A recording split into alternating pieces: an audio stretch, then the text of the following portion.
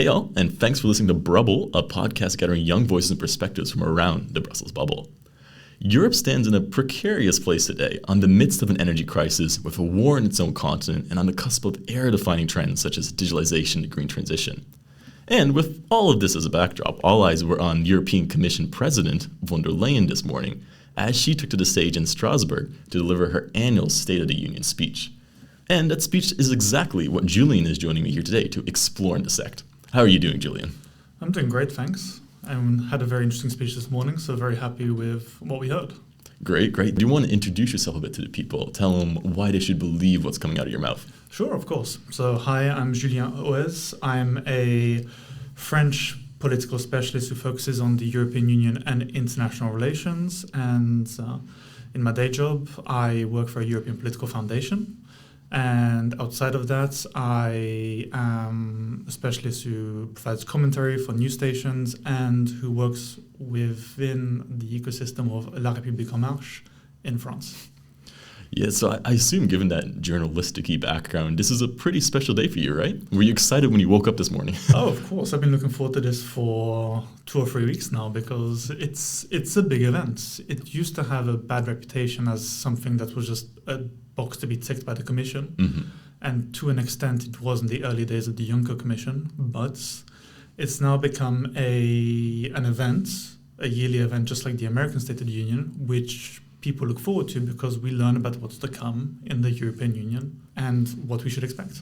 Yeah, just a general state of play in a sense. And with that general state of play, what did we think about it today? And I will let the people know we're recording this on the day of the State of the Union, albeit a bit in the evening. So we've had a few hours to dissect what was said. And initial reactions, Julian, what are you coming away from this with?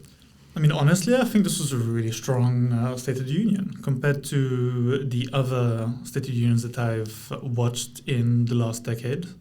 It has been something that's been quite refreshing. We see typically these were known as just box-ticking events. Look at the great things we've done. Please keep giving us money. And look at how amazing the Commission is. Please support the European Union and this kind of messaging there.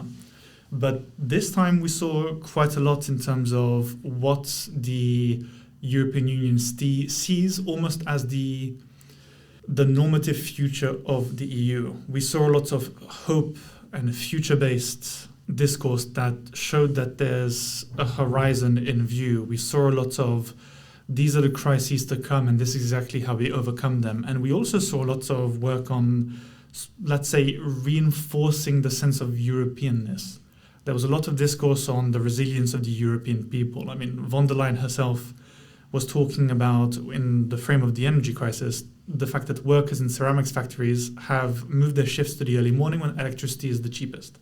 And she left us with a quote, which, I mean, this stuck in my head, and this has been in my head all day, so it will hopefully be stuck in your head for the next few weeks, talking about how we need to imagine the fact that you've got people in Europe who aren't involved in the Ukrainian war, who are having to leave their children behind in bed early in the morning, not take them to schools, to be able to work more effectively and not be punished by the war happening because of Putin's decisions in the East. And this is something that touched me quite a lot because it was a very emotive statement to make. Yeah, I felt like the speech in itself was more of a grasp on the European community in itself. It was really identifying, in a sense, what makes us European and really what ties us together in that sense, and also how that community expands and contrasts at the border surrounding it. Yeah, and we even saw announcements that could affect the way that the European Union develops in the future. I mean, I don't know how many of your followers follow deeply and at a microscopic level the European political discourse, but one of the big announcements today was the European Political Community initiative or proposal, we can call it, being put forward to the Council by the European Council, by the Commission, after it had a tepid response when French President Emmanuel Macron suggested it as a way of getting non-EU states close to the EU, which was a huge step. Yeah, because I think one of my favorite quotes to throw this back at you was when she was addressing Ukraine, Moldova, and Georgia specifically. And she said, our union is not complete without you. And that really showed to me that Europe in itself is much grander these days than the initial consensus behind it, where it's not just a block of regulations. It's a community at its sense. And in a community, in a family, you care about the members on the outside. Yes, of course. And this is something that being particular because of my education in European affairs and my interaction in politics, there has been quite a big sense of this within the communities I've been in. When I interact with Moldovans, I don't see them as Moldovans. I see them, and have usually seen them as future Europeans. Mm-hmm. Same with the Ukrainians. Once I was looking maybe as early as 2012, 2013, when I was starting my studies at university, for example, I was always asking myself, why didn't we make more effort with states in the East like Ukraine? Yeah. And this is something that's becoming more and more prevalent even in the general population, even in people who aren't politically active. They see these countries as future European Union member states.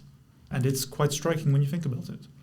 I guess going off that, and I promise we'll get into the deep topics in a second, but what kind of message do you think this speech sent both to Europeans but also to people who aren't Europeans? So I guess our allies and our strategic competitors. Do you think that there was a different messaging coming from this than previous State of Unions, or? Well, in previous States of the Union, and particularly last year, there was a lot placed on the idea of the EU being more competitive at the global level. And we have to remember, and this is something to keep in mind, Ursula von der Leyen's commission was supposed to be, quote unquote, the geopolitical European Commission, which up until now it didn't necessarily push through. But in the wake of the Ukraine invasion, we've seen the EU develop by at least 10 years in certain policy areas. I mean, historically, the EU was never able to provide weaponry to foreign states in support of their survival, but we made this happen as a union early this year. And we saw that this is a very geopolitical, very competitive sounding discourse, and we'll get into the nitty-gritty in a second, but I think this is the State of the Union where the European Commission starts to finally sound geopolitical, starts to sound competitive, and starts to sound like it's willing to put up a fight on the international arena, which for me is a huge step. Yeah, no, I definitely got that broader, vision setting, mandate setting kind of sense of it. Because now I feel like drawing from that State of the Union to 2022 State of the Union, I can much clearer identify, in a sense, what we want Europe to be known as across the world. Yes, of course. And this doesn't just rest in the realm of foreign policy either. It also rests in the realm of what they're doing domestically at the European level. I mean, we saw the announcement of a follow-up to COFOE, which would be a permanent citizens panel that would keep people interacting, which benefits also from the increased, let's say, participation from the European Year of Youth, which showed young people across the board, you can get engaged, you can take part. And this is something that's it's powerful. And it's something that we're starting to see this more and more. The State of the Union address by the European Commission president starts to sound more and more like those that we see in the US, even with the differences between the power of the European Council, the Commission, et cetera, and the member states. This is starting to build up into something that sounds like the development of, dare I say, some kind of federal union of some kind. And I mean, you as a Frenchman, I assume you have some opinions about that, but did you think this is a good move or a good inclination to make? Because I mean, personally, as somebody who's not as educated in EU affairs as I should be, it's nice to have a playbook out there, a bit of a compass, so to say. It is, and you could even say it's nice to have some kind of strategic compass there to keep us in the right direction.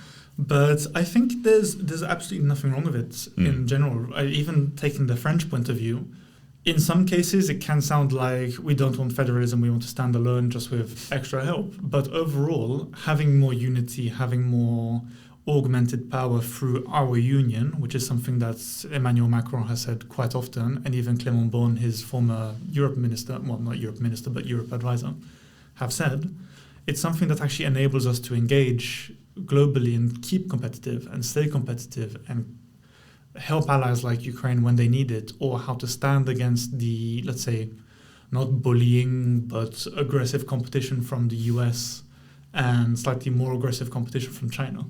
Yeah.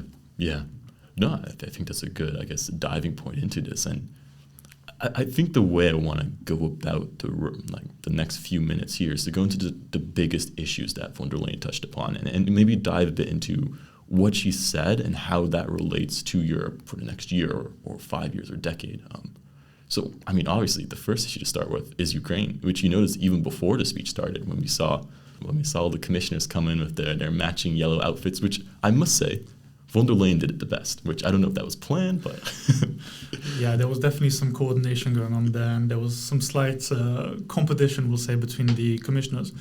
But no, the Ukraine crisis featured heavily in the discussions. I think Ukraine was one of the most used, if not the most used word out of the entire speech.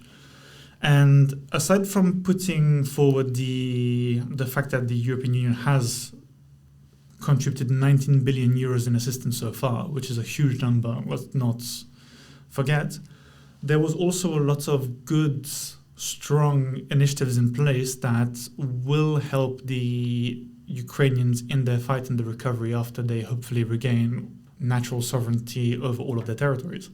I mean, there was a pledge that provide an additional 100 million euros to rebuild and repair schools. There was a pledge to engage Ukraine in the European free roaming area. And there was even talk, I'm not sure what the concrete look of this will be, but there was even talk about opening up the access to the single market to Ukraine, which, let's be honest, is huge. Yeah. For a country like Ukraine, it's huge.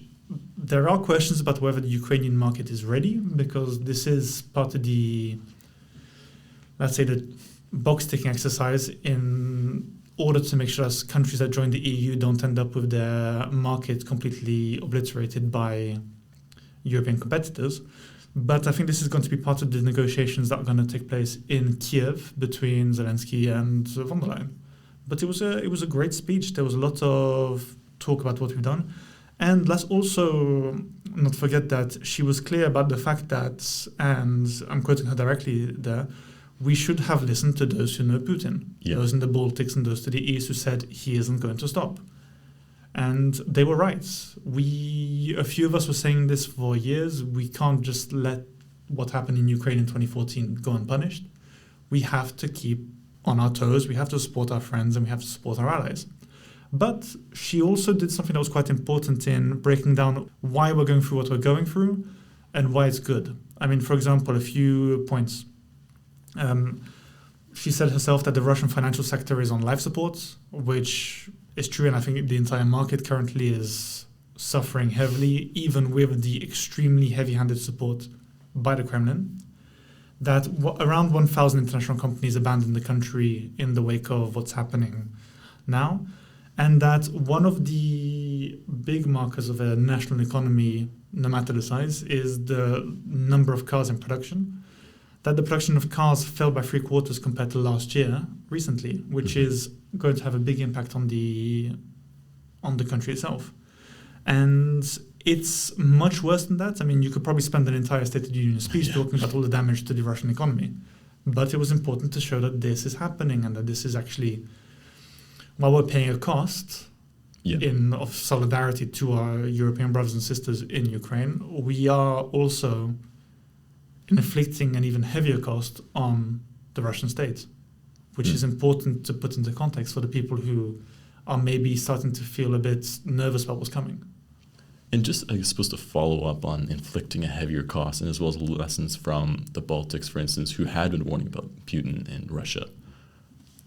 One of the omissions, in a sense, that many people noticed from the speech was the lack of defense talk. Maybe it's because the Ukrainians have been doing remarkably well in their recent counteroffensives. Maybe there wasn't a need to include defense notations. But did that, raise your ears in any sense, how there was very little talk of defense? And I mean, even looking at last year's speech, she was talking about a common European defense front or something when in reference to Afghanistan, something that wasn't even mentioned here while there was a war in Europe. So we can read a couple of things from that. So one of the things that we can read is that there is still a lot of work to do to convince everybody at the table that this is something that's necessary.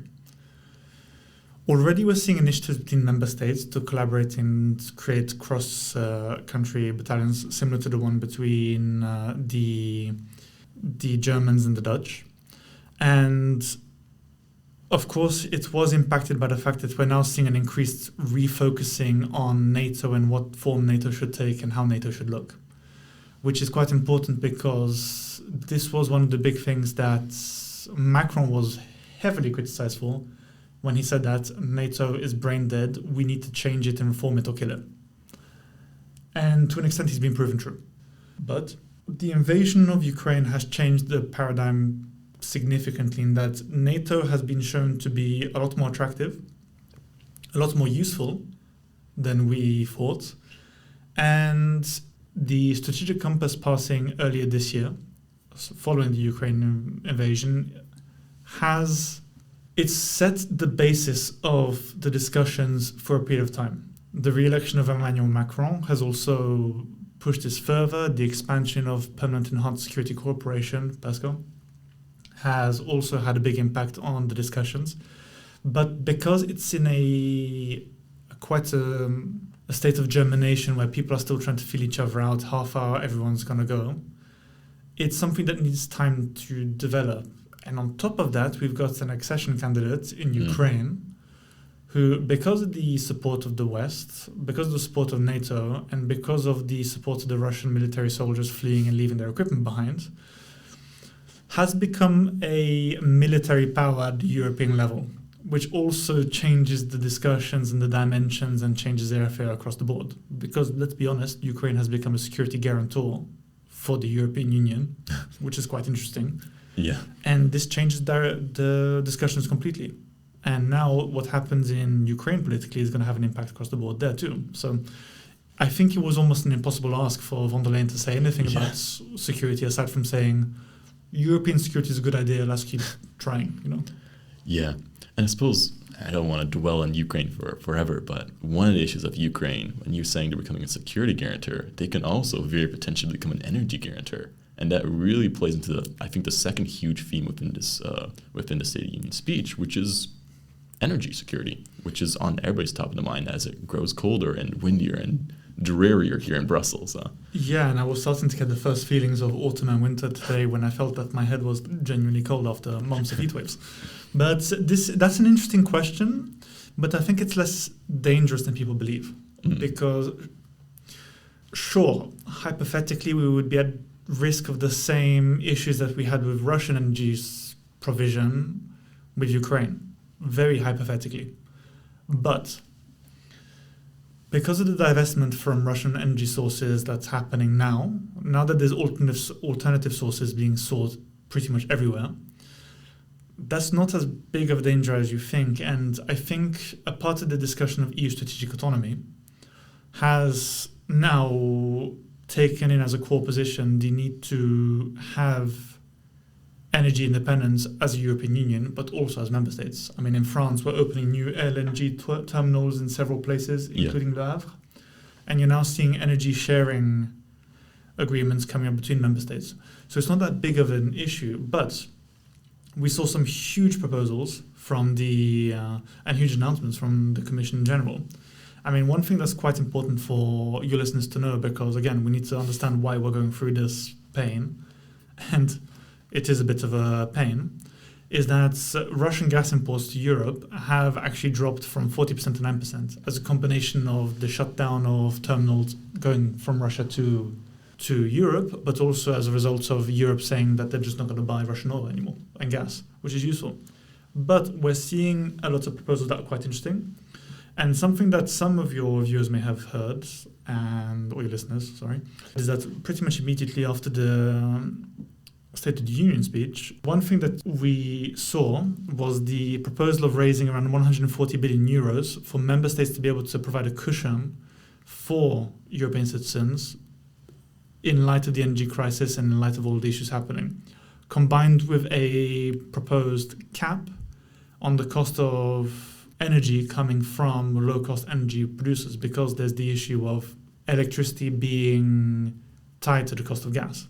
Combining all of these together and the proposals for reducing energy consumption at peak times, what we saw was that the EU member states were starting to roll out their proposals pretty much immediately after the State of the Union speech. Where what we saw, for example, in France, was that they pretty much immediately after announced an extension of the energy shield, or the tariff shield we call it in France, protecting consumers from excessive costs and excessive increases that we've seen in some member states, or even some countries like in the UK. We also saw the announcement of a task force that's intending to look at measures regarding the relationships that the EU and the member states have with energy suppliers. And we're even seeing a relaxation of state aid rules, one of the big contentious parts of EU policy, to allow member states to better support these energy companies who are having issues with the costs and who are therefore putting the prices up, not purely out of opportunism, but because that's the cost of business, in order to help to reduce that. And in general, we saw quite a lot of good, strong proposals on that front. The fiscal hawks and the fiscal doves may disagree on that, but for the average person, for you and I and the people listening to this, there is a lot of benefit to what is happening, and we will see a benefit to this. It may even have an impact on inflation. But at that point, we need to have a look at what actually happens, what the proposal ends up being, and if it's possible. But on top of that, we saw two other key things that I'll quickly mention. As part of Repower EU, there was a goal announced of producing around 10 million tons of renewable hydrogen every year by 2030, which would go a long way to providing for the energy needs of the European Union. And alongside this, the announcement of a new European Bank of Hydrogen, which would use innovation funds to guarantee the purchase and would invest around 3 billion euros into the hydrogen market at the European level, further giving us more support and protecting us from the hypothetical scenario where Ukraine decides to blackmail us for the gas, which I still think is very unlikely, for the record. Yeah, no.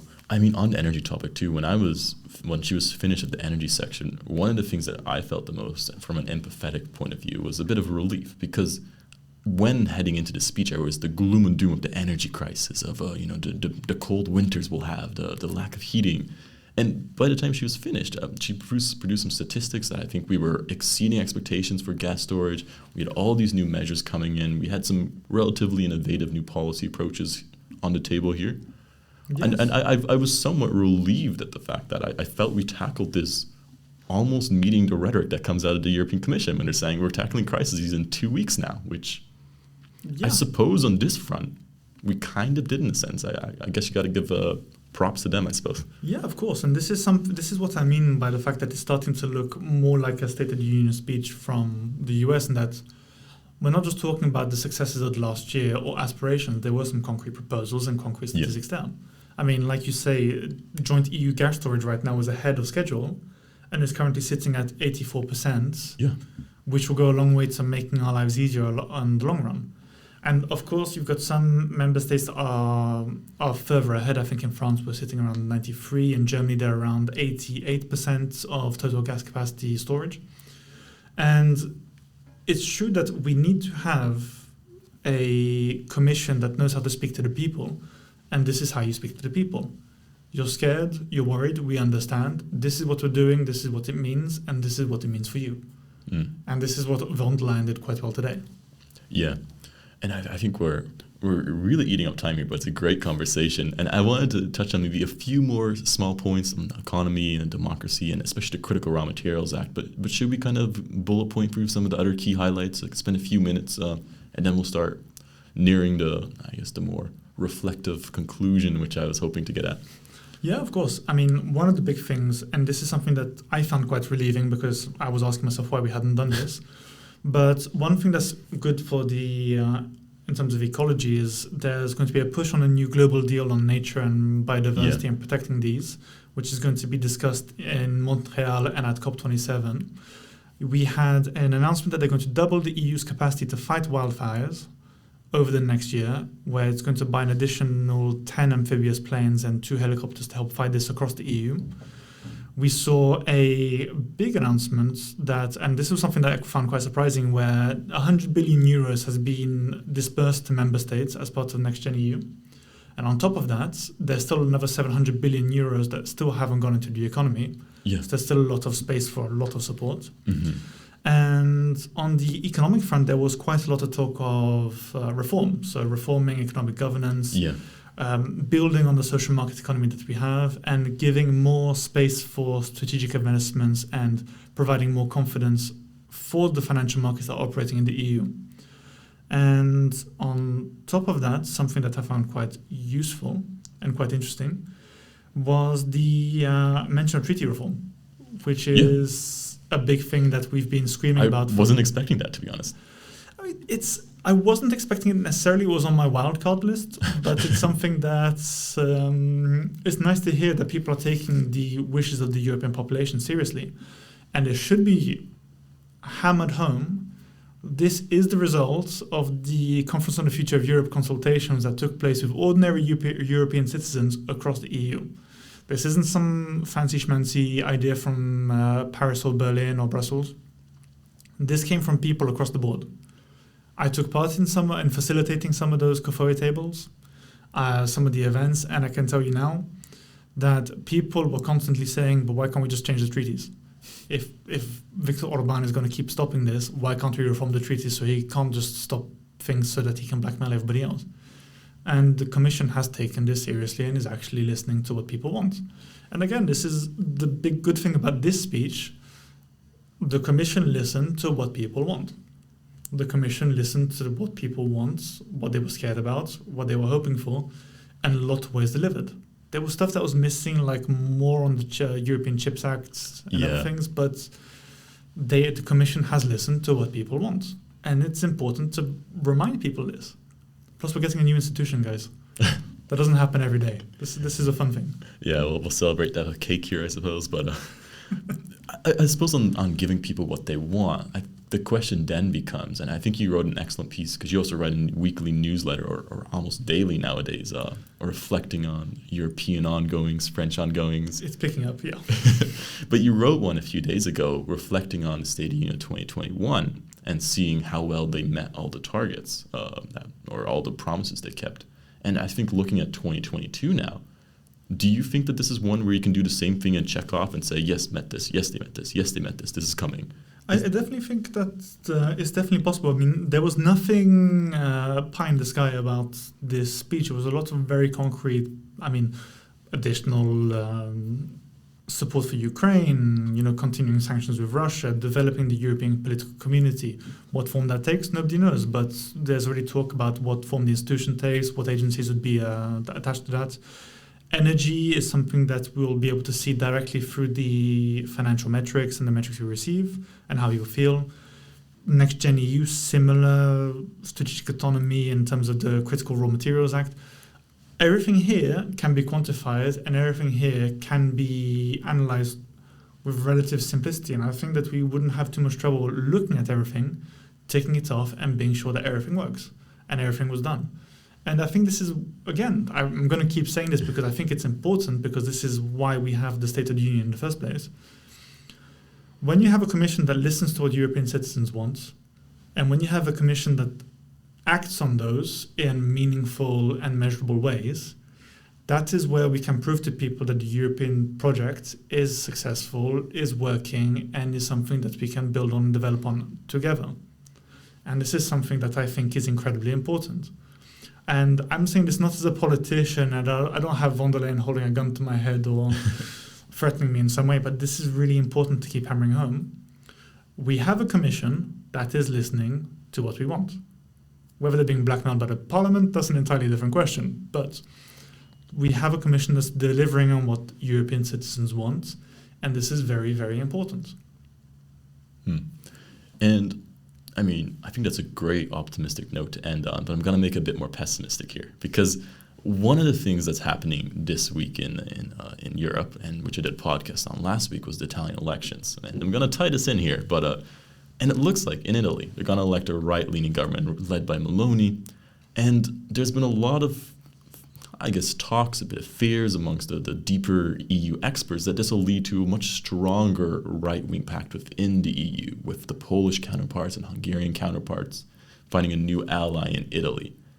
Can we see this emerging, and do you think those will have impacts on a lot of those promising promises that we've seen von der Leyen lay out?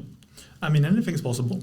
Let's be entirely clear. It's important to understand what the State of the Union, as it was was, but you also need to be cautious about the future. I mean, obviously, Meloni being the leader in Italy is a huge step backwards, in my opinion, for not only Italy, but for the European Union. But it's also an opportunity to look at what's happening. And I don't think we're going to go into Brexit levels of apocalyptic political chaos, because, I mean, if that happens in the European Union, we may as well just pack up and go home. But what we're going to see is we're going to see a slightly more combative Italy. And we saw this already with Salvini back in the day, and this was something that we survived. Let's be honest, we survived and we progressed and we kept going. But there is an issue. And what I think we need to be aware of when this is happening is that we need to be very, very clear that there is a chance that they will frustrate the legislative process at the council, at the parliament level. There is the threat of the formally announced coalition between all the far-right parties and the ECR of creating some kind of group that would be second largest in the European or third largest in the European Parliament ahead of Renew. And there is always the risk that they will all mutually reinforce themselves, and we could even see this spill over into countries like France or whatever with the 2027 elections, the 24 parliamentary elections. But there's always reason to have hope. I mean, as long as we are very clear that these are reflections of people's frustrations, as long as we're clear about why people vote for these organizations and these parties and these kind of people, we can fight against it. I mean, a lot of it is misinformation. A lot of it is disinformation. A lot of it is European citizens being misled. A lot of it is also, and let's be entirely clear, progressives, conservatives, socialists, liberals not necessarily getting the message across to the general person or the general population well enough. And I think this almost mounts a kind of challenge to those who are pro-European and who want to prevent the, let's say, collapse of the European Union, that they have to up their game, that we have to do more work, that we have to fight harder, and we have to be smarter. We have to know how to combat this. And we've had a lot of practice already, but we need to make sure that we're continuing the work. We can't just sit back and go, oh no, Meloni, whatever we do. We have to fight. We have to support our Italian friends and allies who are pro-European. And we need to make sure that we're doing everything we can to keep things going in the right direction. But there will be negotiations with the Meloni government. There will be negotiations with the far right. And thankfully, if we want to be either hopeful or naive, they have said that they're not going to call into question the European Union or Italy's place within it. Yeah. Their quest is mostly to either frustrate things they don't like or to slightly change the dimensions of what the European Union is and could be. And at that point, we have a normative battle to define what the EU is.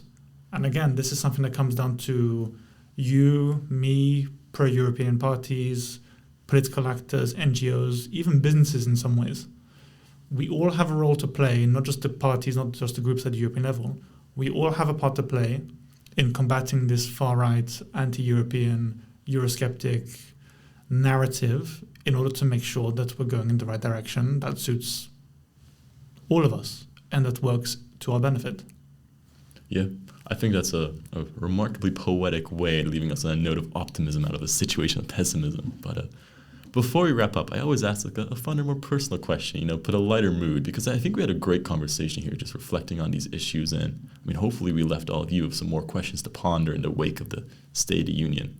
But as is tradition here in the Brussels bubble, everybody here, when they're watching the State of the Union, they don't do it alone. They do it with their handy bingo card in hand. And were there any spots in that bingo card that you hit or that you wish you hit? I'm trying to remember my bingo card now. I found it quite funny that pretty much every single bingo card that I saw had some form of Guy Timmermans interrupts the speech somehow. And I'm surprised that he didn't. But what surprised me actually about the State of the Union is that broadly speaking, the support was almost unanimous for that, and that's what I had on my bingo card, and it's something that I managed to take off. And I did not expect to have an almost unanimous support for the speech, because there was some criticism from the right and from the far left, of course, but it was the support for the speech surprised me Yeah. a lot. Well, that's a great box to tick off as a European, I am mostly European, so I'll put that in there. But we'll wrap up here, and thanks, Julian, again for coming on. If people want to know more about what you're doing, if people want to know more of your analysis, which I thought was very insightful in this podcast, where can they find you? I mean, you can find me on most social media, Twitter at Julian Hoez. You can find me on LinkedIn, on Facebook. You can also read the French Dispatch, which covers French, global, and European, most importantly, politics, at julianhoez.substack.com.